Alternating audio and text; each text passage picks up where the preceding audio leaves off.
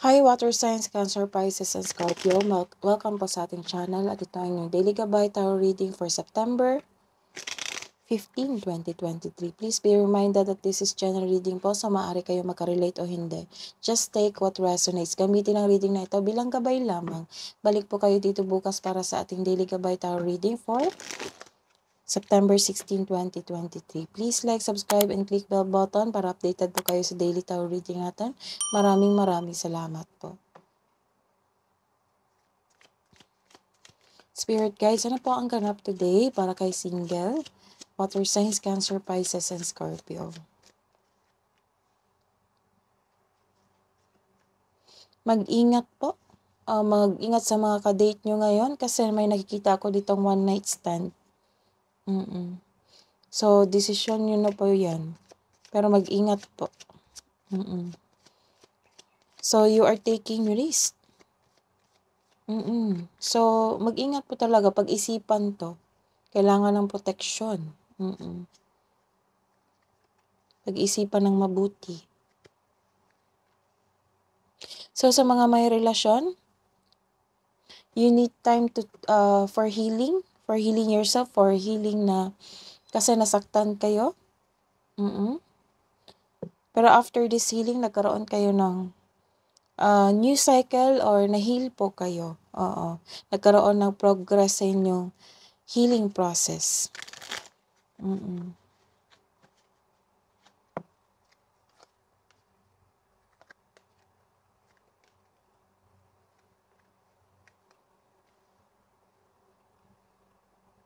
So, this is a reverse card. Nagkaroon po kayo ng stagnation ngayon. Siguro,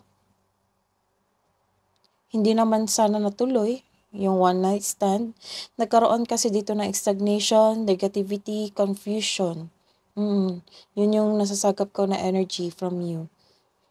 So, pag-isipan talaga, kung hindi pa to nangyari, pag-isipan ng mabuti. Kasi, may nakita ko dito na nangyari na, tapos nagkaroon kayo ng confusion, pag-alala, negativity from you. Nagkaroon ng stagnation, tulala kayo. So, this is a reverse card. Nagkaroon kayo ng impatience talaga. So, may ginawa kayo na hindi nagkaroon ng, sugod ng sugod. So, wag magpadala sa inyong emotion.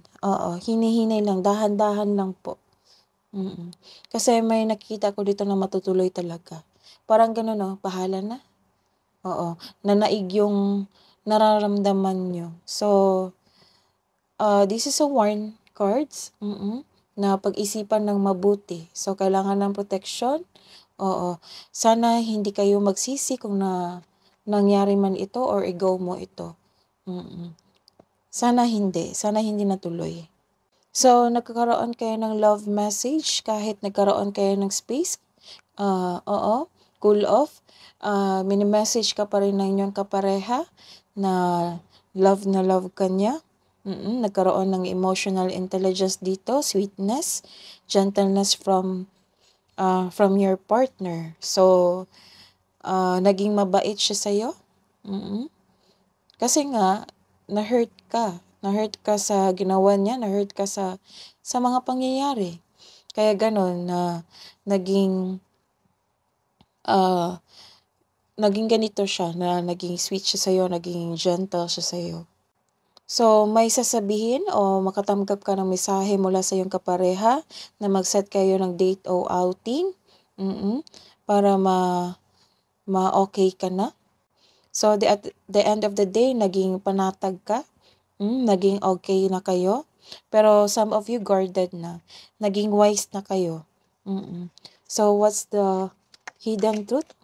Mabas agad. Para sa mga single, I am afraid to contact you. Ako, ano kaya yan?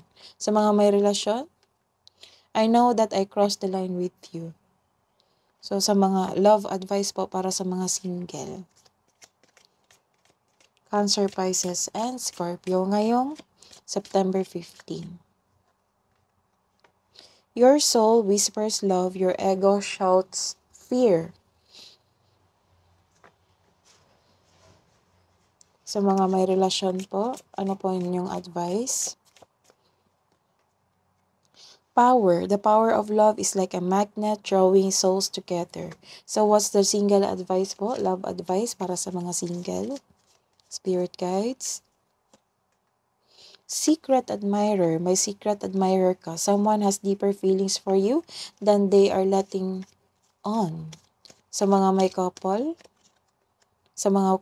close your eyes and tell yourself that you deserve to feel joyful. You can allow joy into your life regardless of the circumstances you currently find yourself in. That is your reading today, water signs. Balik po kayo dito bukas. Please like, subscribe, and click bell button for notification para po updated kayo sa daily tarot reading natin. Maraming salamat po.